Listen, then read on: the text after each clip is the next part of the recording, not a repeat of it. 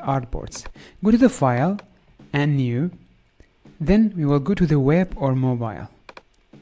In the mobile I will use the iPhone X and make sure that the artboard is checked, and then we'll go and create.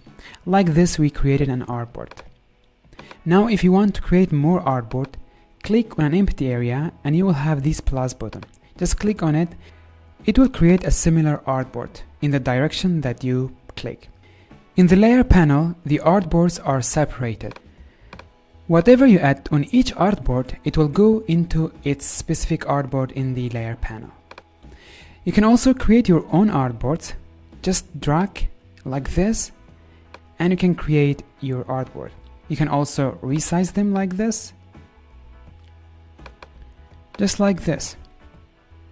You can also create artboards in the documents that you already have. For example, this one is not artboard, but we can turn it to an artboard like this.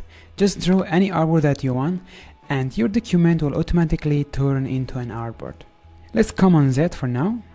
Okay guys, this will be the end of this lesson. In the next lesson and the next section we are going to cover the layer panel. I'll see you there.